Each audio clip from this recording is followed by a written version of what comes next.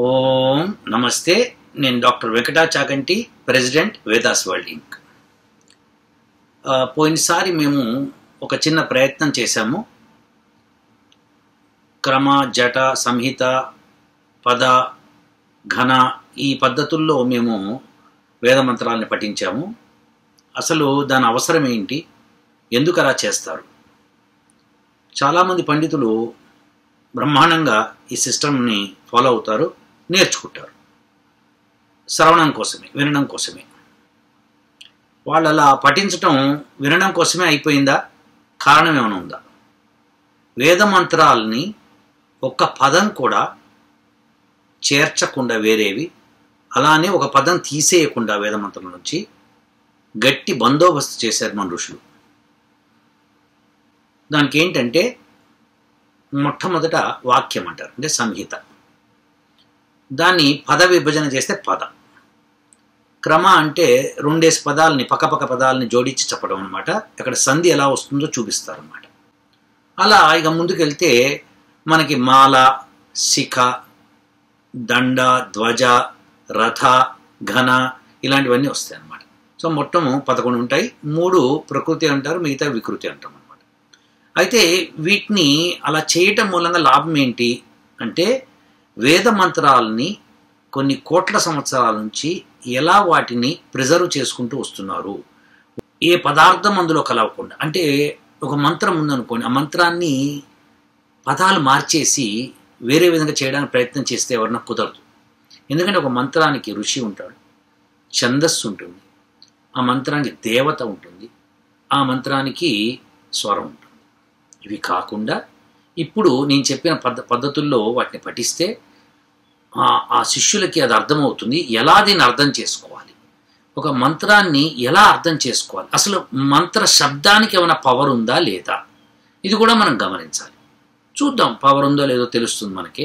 అయితే మేము వేదాస్ వరల్డ్ ఇంక్ వాళ్ళం సైంటిఫిక్ పీపుల్ కాబట్టి మేము దాన్ని పరిశోధించినప్పుడు మాకు అర్థమైంది ఏంటంటే, ఒక మంత్రాన్ని ఇలా రకరకాల పద్ధతిలో పఠించడం దాని మంత్రం యొక్క అర్థాన్ని స్పష్టం చేస్తుంది.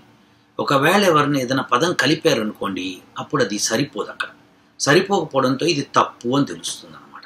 సో ఎవరన్నా దాన్ని మనం కలుషితం చేయడానికి, దూషితం చేయడానికి ప్రయత్నం చేస్తే అలాంటివి కాకుండా ఇవి కాపాడతాయి.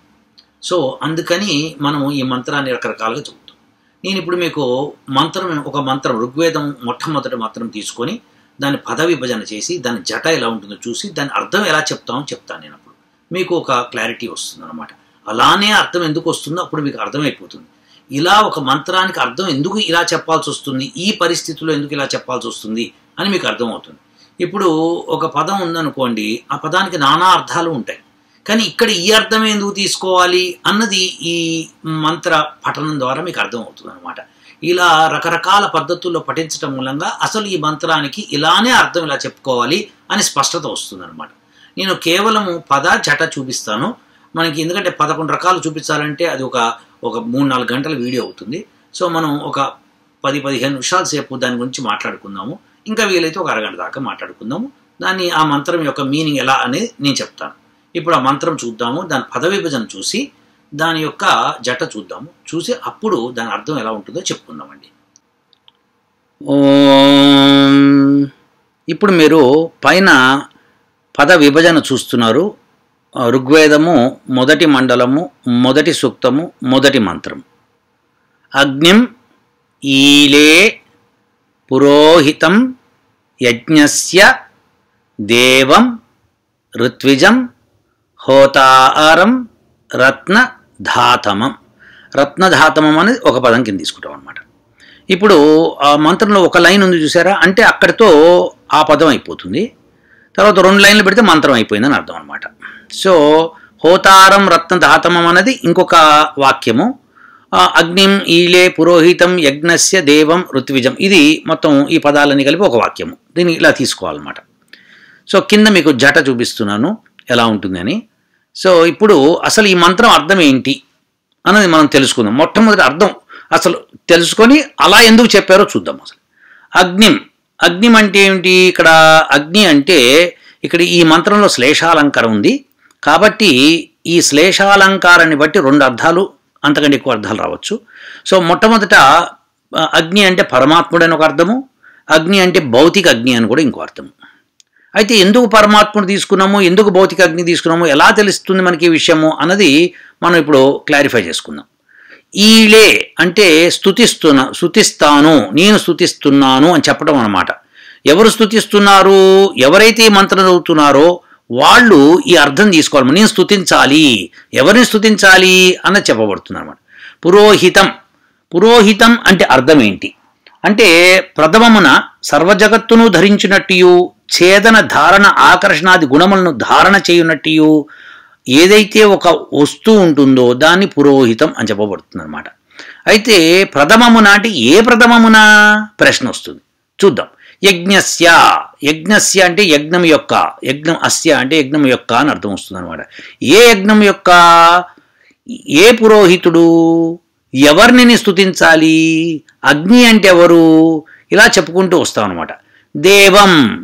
దేవం అంటే అర్థం ఏంటి ఇక్కడ అంటే దాత, విజేత, హర్షకారి, ప్రకాశయుక్తము, ఇలాంటి అర్థాలన్నీ వస్తాయన్నమాట. సో ఈ దేవం అన్నది ఏమిటి అన్నది ఇప్పుడు ఈ ఎవరు దేవుడిరా, ఈ దేవం ఎవరికి సంబంధించింది, అగ్నికా, పురోహితుడికా, యజ్ఞంకా, దేనికి సంబంధించింది, ఋత్విజం ఇంకొక అర్థం అనమాట. ఋత్విజం అంటే ప్రతి ఋతువు ప్రతి ఉత్పత్తి కాలమున ప్రపంచమును సంగతము చేయనట్టు అని అర్థం వస్తుంది అనమాట. అంటే ఏంటంటే ప్రతి దానికి ఒక సిస్టమ్, అంటే మనకేమవుతుందంటే వసంతకాలం వస్తుంది, వర్షాకాలం వస్తుంది, తర్వాత శీతాకాలం వస్తుంది, మళ్ళీ వసంతకాలం వస్తుంది, ఇలా 3 కాలాలు వస్తుంటాయి అన్నమాట. అంటే మనము ఏదన్నా ఒక ఋతువుని మొట్టమొదట దాని యొక్క ఆ యొక్క ప్రతి ఋతువుని ఉత్పత్తి కాలమును సంగతం చేయాలి, ప్రపంచంతో సంగతం చేయాలి. అంటే ఏంటి, ప్రపంచాన్ని ఉత్పత్తి చేయటము, దాన్ని సంగతం చేయటం అనే విషయం ఏదైతే ఉందో అది ఋత్విజులు అనమాట. ఋత్విజం అని వస్తుంది. హోతారం అంటే ఏమిటి, హోత అంటే దాత, గ్రహీత అని అర్థం వస్తుంది అనమాట. అంటే ఏమి దానం ఇస్తాడు, ఏమి గ్రహిస్తాడు, ఎవరు చేస్తారు ఆ పని, అజ్ఞ, పురోహితుడా, దేవుడా, ఋత్విజుడా, ఎవరు ఈ హోతారం అన్నది. అంటే ఆ అర్థం ఏంటంటే దాత, గ్రహీత, దానం ఇచ్చు గుణం కలవాడు, గ్రహించు గుణం కలవాడు అని అర్థం. ఏమి దానం ఇస్తాడు, ఏమి గ్రహిస్తాడు, ఎవరన్నా సరే, లేకపోతే ఏ వస్తువు ఉంది దానం చేసేది, గ్రహించేది. రత్నధాతామం అంటే రత్నధాతమం అని వస్తుంది యాక్చువల్గా మంత్రంలో. దాన్ని మనకి సంహితలో చదివేటప్పుడు రత్నధాతామం అని చదువుతాం. ఎందుకు చదువుతాం ఇప్పుడు అర్థమవుతుంది మీకు. ఇక్కడ రత్నధాతామం అంటే ఏంటంటే, రత్నము అంటే మనకి మామూలు వాడుక భాషలో రత్నము అంటే చాలా అమూల్యమైంది అని అర్థం. అయితే ఇక్కడ మనము ఈ ఋత్విజం అంటే ప్రపంచం సంగతీకరణం చేయనదని ఒక మీనింగ్ వచ్చింది కాబట్టి, ప్రపంచంలో అంటే ఈ కనిపిస్తున్న ప్రపంచంలో భూమి, చంద్రుడు, సూర్యుడు, ఇలాంటి గ్రహాలు, నక్షత్రాలు ఇవన్నీ కూడా రత్నాల కింద చెప్పబడతాయి అన్నమాట. రత్నధాతామం, ధాత అంటే ఇక్కడ ఒత్తు దా చూసారు, ఇక్కడ ఒత్తు ధా అంటే ఏంటి అర్థం ఏంటంటే, ధాతం అంటే ధరించువాడు అని. అంటే వీటన్నిటినీ ధరించేవాడు ఒక వస్తువు ఉందన్నమాట. ఏదైనా అది పరమాత్ముడు అనండి, లేకపోతే ఏదైనా ఒక వస్తువు అనుకుందాం. ఆ వస్తువు ఏదైతే ఉందో అది రత్నధాతామం, హోతారం రత్నదాతామం. ఇప్పుడు మనం ఈ మీనింగ్ని జటలో ఎలా చెప్పుకోవాలో చూద్దాం. ఫస్ట్ క్రమ చూద్దాం. క్రమ అంటే ఏంటంటే 2 పదాలని కలిపి చదవడం. అగ్నిమి ఈళే అని చదవకుండా అగ్నిమి ఈళే అని చదవాలి. ఆ 2 కలిపి అంటే సంధి అక్కడ అలా ఏర్పడుతుంది అన్నమాట. ఈ ఈళే పురోహితం యజ్ఞస్య దేవమృత్విజం. ఇక్కడ దేవం ఋత్విజం ఉంది. దేవమృత్విజం 2 కలిపితే కనుక సంధి ఏర్పడితే దేవమృత్విజం ఇలా ఏర్పడుతుంది అనమాట. ఋత్విజం ఇతి ఋత్విజం అన్నప్పుడు ఆ సెంటెన్స్ అక్కడ కంప్లీట్ అయిందని చెప్పడం అనమాట. అంటే మంత్రాలని ఇలా మనకి మెమరైజ్ చేయించారు పూర్వకాలం నుంచి. అప్పుడు ఏమవుతుంది, ఋత్విజం ఇతి ఋత్విజం అన్నప్పుడు ఇంకొక పదం యాడ్ చేయడానికి లేదు కాబట్టి ఋత్విజం ఇతి ఋత్విజం అని అర్థమైపోయింది. అక్కడితో సెంటెన్స్ కంప్లీట్ అయిందని చెప్తున్నాం. అలానే హోతారం రత్నధాతామమితి రత్నధాతామం అంటే అక్కడతో ఆ సెంటెన్స్ కంప్లీట్ అయిందని చెప్పడం అనమాట. ఇలా క్రమలో మనకేమవుతుందంటే సందుల గురించి, పక్క పదాలు ఎలా సందులు చెప్పాలి అన్నది మనకు తెలుస్తుంది అనమాట. సో ఇదాని తర్వాత మనకి జటలోకి వెళ్దాం. ఇప్పుడు జటలోకి వెళ్తే ఇప్పుడు ఇక్కడ కింద ఇచ్చాను చూడండి. అగ్నిమి ఈళే ఈళే అగ్నిమగ్నిమి ఈళే ఈళే పురోహితం పురోహితం ఈళే ఈళే పురోహితం పురోహితం యజ్ఞస్య యజ్ఞస్య పురోహితం పురోహితం యజ్ఞస్య యజ్ఞస్య దేవం దేవం యజ్ఞస్య యజ్ఞస్య దేవం దేవమృత్విజం మృత్విజ దేవం దేవమృత్విజం ఋత్విజమితి ఋత్విజం హోతారం రత్నధాతామం రత్నధాతామం హోతారం హోతారం రత్నధాతామం రత్నధాతామమితి రత్నధాతామం. ఇక్కడతో ఈ మంత్రం అవుతుంది ఇలా చెప్పడం. అయితే ఇందులో అర్థం ఎందుకు ఇలా చెప్పారో చూద్దాం ఒకసారి. అగ్నిమి ఈళే అంటే నేను అగ్నిని స్తుతిస్తాను. అగ్ని అంటే ఎవరు అసలు? అగ్ని అంటే ఏంటో తెలిస్తే కదా స్తుతించడానికి. అగ్నిం ఈళే ఈళే అగ్నిం స్తుతించు అగ్నిని అని మంత్రం చెప్తోంది. అగ్నిమి ఈళే అగ్నిని స్తుతిస్తాను. అగ్నిని స్తుతించాలి, స్తుతించబడేది అగ్ని. అగ్ని కంటే స్తుతించబడేది ఇంకోటి ఏమీ లేదు అని చెప్పడం అనమాట. అగ్నిమి ఈళే. సరే బాగుందయ్యా. ఈ అగ్ని ఎవరు? ఈళే పురోహితం పురోహితం ఈళే ఈళే పురోహితం. సరే స్తుతిద్దాం పురోహితుడిని కూడా. పురోహితుడు స్తుతించదగ్గవాడు. ఈ పురోహితము అంటే పురోహితుడు అని ఎందుకు చెప్తున్నాను? పురోహితం అనే చెప్పుకున్నాం. సరే పురోహితం అంటే ఈ పురోహితుడే స్తుతించదగ్గవాడు. పురోహితం అన్న వస్తువో మనిషో లేకపోతే ఏదన్నా పదార్థమో అది స్తుతించదగ్గది. ఇందాక అగ్ని అన్నాం కదా, అంటే అగ్ని పురోహితుడికి రిలేషన్ అని చెప్పడం అనమాట. అగ్ని పురోహితుడి ద్వారానే ప్రస్తుతించబడుతుంది. ఈలే అంటే ప్రస్తుతించబడుతుంది. అట్లనే అగ్ని ద్వారానే పురోహితుడు ప్రస్తుతించబడతాడు. అంటే ఈ వీళ్ళు ఒకరికొకరు ఆధారం అనమాట. అగ్నితో పురోహితుడు, పురోహితుడితో అగ్ని, వీళ్ళు ఒకరికొకరు ఆధారంతో ప్రస్తుతించబడతారు, స్తుతించబడతారు. ఎవరు స్తుతిస్తారు చూద్దాం. పురోహితం యజ్ఞస్య యజ్ఞస్య పురోహితం పురోహితం యజ్ఞస్య. ఈ పురోహితుడు ఎవరంటే యజ్ఞం యొక్క పురోహితుడు అనమాట. ఏ యజ్ఞం యొక్క అంటే యజ్ఞం అంటే ఏమిటి? ఫస్ట్ మొదట దాని అర్థం తెలిస్తే కదా అప్పుడు యజ్ఞం యొక్క పురోహితుడు అని తెలిసేది. అలా ఈ మంత్రం నుంచి ఇంకొక మంత్రానికి జంప్ అయ్యి అక్కడ యజ్ఞం అంటే మీనింగ్ తెలుసుకొని ఇక్కడికి వచ్చి దాన్ని కలుపుతాం అనమాట. సరే ప్రస్తుతం ఋషులు మనకి మీనింగ్ ఇచ్చారు కాబట్టి యజ్ఞము అంటే ఏమిటంటే రకరకాల యజ్ఞాలు ఉన్నాయన్నమాట. భౌతిక యజ్ఞం మనం నిత్యం హోమం చేస్తాం కదా, అది యజ్ఞం అవుతుంది. ఈ ప్రపంచాన్ని అంతటినీ సమకూర్చడం ఒక యజ్ఞం అవుతుంది. అలానే జ్ఞాన యజ్ఞం ఉంటుంది, కర్మ యజ్ఞం ఉంటుంది. ఇలా రకరకాల యజ్ఞాలు అంటే ఏదన్నా పెద్ద కార్యక్రమం ఏదన్నా చేయడానికి ఉంటే దాన్ని యజ్ఞంతో పోలుస్తారనమాట.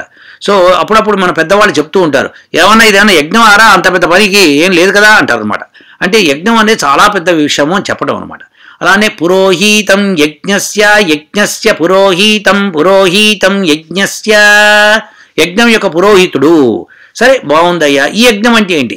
యజ్ఞస్య దేవం దేవం యజ్ఞస్య యజ్ఞస్య దేవం. యజ్ఞం అంటే దేవమయ్యా. దేవం అంటే ఏమిటి? దేవం అంటే ఆధారం. మనకి దాని యొక్క మీనింగ్ తెలిస్తే కదా మళ్ళీ మనం ముందుకెళ్ళేది. తెలవకుండా ఎలా చెప్తాము అంటే ప్రకాశకమగు. ఏంటి ప్రకాశమగు అన్నది మోస్ట్ ఇంపార్టెంట్. అంటే ఎవరు ప్రకాశిస్తారు, ఏమి ప్రకాశిస్తుంది అన్నది ఇంపార్టెంట్. ఈ మంత్రం యొక్క దేవత ఎవరండి? అగ్ని. కాబట్టి అగ్నే ప్రకాశించున్నది అని చెప్పడం అనమాట. ఈ అగ్ని ఎవరు? మళ్ళీ మొదటికి వస్తాం అనమాట. దాన్ని స్తుతించండి అయ్యా, అగ్నిని స్తుతించండి అయ్యా అని చెప్తున్నారు అనమాట. స్తుతి అనేది ఎప్పుడు వస్తుందంటే దాని యొక్క గుణగణాలు తెలిసినప్పుడు. ఆ గుణగణాలు తెలుసుకో అని చెప్తోంది అనమాట ఈ మంత్రం. అగ్ని యొక్క గుణగణాలు తెలుసుకొనిస్తే నువ్వు స్తుతిస్తావు. స్తుతించడం దేనికి? దేవం యజ్ఞస్య దేవం దేవం యజ్ఞస్య యజ్ఞస్య దేవం. యజ్ఞం యొక్క దేవత. ఈ దేవం అంటే ఏమిటంటే ప్రకాశించున్నది. ఏమి ప్రకాశిస్తుంది అది మనకి ఇంపార్టెంట్. ప్రకాశించినది ఏంటో తెలియకుండా ఏం చేస్తాము అంటే దాత విజేత హర్షకారి అని కూడా వస్తుంది దేవం అంటే. సో ఈ దాత విజేత ఎవరు దాత, ఎవరు విజేత, ఎవరు హర్షకారి అని మనం మళ్ళీ తెలుసుకోవాలన్నమాట. దేవమృత్విజం ఋత్విజ దేవం దేవమృత్విజం అంటే ఋత్విజం అంటే ఇందాక మనం చెప్పుకున్నాం అంటే ప్రపంచాన్ని సంగతీకరణం చేయవాడు. ఎవరైతే ప్రతి ఋతువు ప్రతి ఉత్పత్తి కాలమున ప్రపంచమును సంగతము చేయునట్టి ఎవరే సంగతం చేస్తారు? దేవం అనమాట. ఈ దేవమే సంగతం చేస్తుంది. ఈ దేవం ఎవరు ప్రకాశించినది అంటే అగ్ని. అగ్ని ఎందుకు అంటే ఎవరి అగ్ని అంటే యజ్ఞం యొక్క అగ్ని. ఏ యజ్ఞము? పురోహితుడు యొక్క యజ్ఞము. పురోహితుడు అంటే ఎవరు? ఈ అగ్నే మళ్ళీ. అంటే ఏంటంటే ఇది మొత్తము కలిపి ఎలా చదువుతాం అంటే అగ్నే పురోహితుడు, పురోహితే అగ్ని, అగ్నే దేవం, దేవమే అగ్ని. ఈ యజ్ఞం ఎవరిది? ఈ ఋత్విజులది. ఈ ఋత్విజులు ఎవరు? ఈ అగ్నే మళ్ళీ ఋత్విజుడు. సో ఈ మొత్తానికి మంత్రం అంతా ఏం చెప్తుందంటే ప్రతిసారి సృష్టి జరిగినప్పుడు అగ్ని మొట్టమొదట ఉంటుంది పురోహితుడు కాబట్టి. సో ఆ పురోహితుడు అంటే ఏంటి? ఈ యొక్క ప్రతి ఋతువునందు స్టార్టింగ్ చేసేవాడు, అంటే సృష్టిని స్టార్ట్ చేసేవాడు అని అర్థం అనమాట. పురోహితుడు అంటే సృష్టి అనే యజ్ఞ కార్యక్రమాన్ని స్టార్ట్ చేసేవాడు. అదే ఆ దేవం, ప్రకాశించున్నది. సృష్టి అప్పుడు ప్రకాశించేది ఏదైతే ఉంటుందో అది అగ్ని. ఆ అగ్నే పరమాత్ముడు. భౌతిక అగ్ని ఎందుకు కాకూడదు? భౌతిక అగ్ని కూడా ఎలా అయితే మన ఋత్విజులు యజ్ఞం చేయిస్తారో మన చేత, ఆ యజ్ఞం చేయించేటప్పుడు ఈ అగ్ని ముఖ్యం అనమాట. ఈ అగ్ని ఎవరిది? పురోహితుడిది. ఏ పురోహితుడు? ఋత్విజులు. ఋత్విజులు ఎవరు? యజ్ఞం చేసేవాళ్ళు. యజ్ఞం చేసేవాళ్ళు ఎందుకు? ప్రకాశింపచేయడానికి, ఆ యొక్క ఋతువుని ప్రకాశింపచేయడానికి, అంటే మనకి అన్నీ మంచిగా ఇచ్చేందుకు. అందుకే వీళ్ళే స్తుతించాలి. ఎవరిని స్తుతించాలి? అగ్నినా, పురోహితుడినా, ఋత్విజుల్నా? ఋత్విజుడు, పురోహితుడు, అగ్ని మూడు ఒకటే అదనమాట. అంటే ఋత్విజుడు లేనిది అగ్ని లేదు, అగ్ని లేనిది పురోహితుడు లేదు, పురోహితుడు లేదు యజ్ఞం లేదు, యజ్ఞం లేనిది ప్రకాశం లేదు. అందుకని ఈ మంత్రం ఇలా వస్తుందన్నమాట. ఆ తర్వాత దేవమృత్విజం ఋత్విజ దేవం దేవమృత్విజం. ఆ దేవుడే ఋత్విజుడు. ఆ దేవుడే ఋత్విజుడు కాబట్టే ప్రపంచాన్ని సంగీతీకరణం చేస్తాడు. అలానే ఎవరైతే ఋత్విజులు ఉంటారో వాళ్ళని దేవతలతో సమానం, వాళ్ళని దేవతల కింద మనం భావించాలి. ఎందుకంటే ప్రపంచాన్ని వాళ్ళు సంగతీకరణం చేస్తారు, వాళ్ళు చాలా మంచి చేస్తారు. ఈ ప్రపంచానికి చాలా ఉత్తమ కార్యం చేస్తున్నారు కాబట్టి, అంతకంటే ఉత్తమ కార్యం లేదు కాబట్టే దాన్ని స్తుతిస్తున్నాము. కాబట్టి ఈ స్తుతికి వాళ్ళు అర్హులు. ఎవరు? ఋత్విజులు అర్హులు. ఋత్విజులు ఎవరు? దేవతలు. దేవతలు ఎందుకు అయ్యారు? ఎందుకంటే యజ్ఞం చేస్తున్నారు కాబట్టి. యజ్ఞం ఎందుకు చేస్తున్నారు? వాళ్ళు అగ్నిని ముందు పెడుతున్నారు కాబట్టి. అగ్నిని ఎందుకు ముందు పెడుతున్నారు? ఈ ప్రపంచాన్ని ప్రకాశింపచేయడం కోసము. అందుకే వాళ్ళు పురోహితులయ్యారు అని ఈ మంత్రం ఇలా సారాంశం చెప్పుకుంటూ వస్తోంది. ఋత్విజమితి ఋత్విజం అంటే ఇక్కడితో ఈ సెంటెన్స్ అయింది. హోతారం రత్నధాతామం రత్నధాతామం హోతారం హోతారం రత్నధాతామం. హోతారం అంటే హోత ధాత రెండు. ఎవరైతే ఇవ్వగలరో, ఎవరైతే తీసుకోగలరో. ఇప్పుడు ఇప్పటిదాకా మనం చెప్పింది ఈ మంత్రానికి రిలేటెడ్ కాబట్టి ఎవరు ఇచ్చేది, ఎవరు పుచ్చుకునేది? ఈ ఋత్విజులే. ఏంటి ఇచ్చేది వాళ్ళు, ఏమిటి పుచ్చుకునేది వాళ్ళు అన్నది మోస్ట్ ఇంపార్టెంట్ అనమాట. సో ఏమిస్తారు, ఏం పుచ్చుకుంటారు? హోతారం రత్నధాతామం. రత్నధాతామం, రత్నము అంటే చాలా విలువైంది అని మనకు తెలుసు. కానీ ప్రపంచంలో, ఈ ప్రపంచంతో మాట్లాడుతున్నాం కాబట్టి దానికి సంబంధించిన రత్నాలు ఏమిటంటే భూమి, సూర్యుడు, చంద్రుడు, గ్రహాలు, నక్షత్రాలు, ఇవన్నీ కూడా రత్నాలు. ఆ రత్నాలను ఇచ్చేవాడు సృష్టి చేసినప్పుడు, మళ్ళీ సృష్టి అయిపోయిన తర్వాత వాటిని తీసుకునేవాడు అని అర్థం అనమాట. అయితే మరి పురోహితులు, మనకి ఎవరైతే బ్రాహ్మణులు ఉన్నారో వాళ్ళు పౌరోహిత్యం చేస్తారో వాళ్ళు ఎలా హోతలయ్యారు అంటే వాళ్ళు అగ్నికి దానం ఇస్తారు. ఏం దానం ఇస్తారు? నెయ్యి, తర్వాత ఔషధాలు, తర్వాత ఈ రత్నాలు, ఇలాంటి పదార్థాలన్నింటినీ దానం ఇస్తారు. ఏం పుచ్చుకుంటారు? మళ్ళీ యజమానుడి దగ్గర నుంచి వాళ్ళు దానం పుచ్చుకుంటారు. అందుకనే వాళ్ళు హోతలయ్యారనమాట. సో ఇలా మనము హోతారం రత్నధాతామం. ధాతామం అంటే ధరించేది కూడా, సుందరమైన పదార్థాలను ధరించు వాళ్ళు అని అర్థం అనమాట. ఎవరు? ఋత్విజులు. సుందరమైన పదార్థాలను ధరించడం ఏంటంటే వాళ్ళలో జ్ఞానం ఉంటుంది చూసారా, అది ధరిస్తారు వాళ్ళు. అందుకనే వాళ్ళు ఋత్విజులు అయ్యారు. సో ఋత్విజులు ఎవరవుతారంటే జ్ఞానాన్ని ధరించేవాళ్ళు అనమాట. రత్నదాతం, రత్నము అంటే అతిశయమైన, అంటే అతి ఎక్కువగా ఉండే పదార్థం ఏదైతే జ్ఞానం ఉంటుందో ఆ జ్ఞానాన్ని ధరిస్తారు కాబట్టి వాళ్ళు ఋత్విజులయ్యారనమాట. ఇలా రత్నదాతామం ఇది రత్నదాతామం, ఇలా ఈ మంత్రం ఇక్కడితో అయిపోయింది అని చెప్పడం అనమాట. సో ఇప్పుడు ఇలా ఇది నేను జటలో చెప్పాను. తర్వాత ఇంకా రకరకాల పద్ధతుల్లో మాల, శిఖ, రేఖ, దండ, ధ్వజ, రథ, ఘన, ఇలా రకరకాల పద్ధతుల్లో మనకి మీనింగ్ ఇంకా ప్రస్ఫుటం అవుతుంది అనమాట. దాన్ని బట్టి ఏమవుతుందంటే ఎవరన్నా ఎక్కడన్నా తప్పు చేస్తే గురువు గారు, బాబు నాయన తప్పు చేసావు, ఇలా పాడకూడదు, ఇలా పాడాలని చెప్పి మళ్ళీ దాన్ని సరి చేస్తారనమాట. ఎందుకు సరి చేస్తారంటే లేకపోతే ఆ మంత్రము ఒరిజినాలిటీ పోతుందన్నమాట.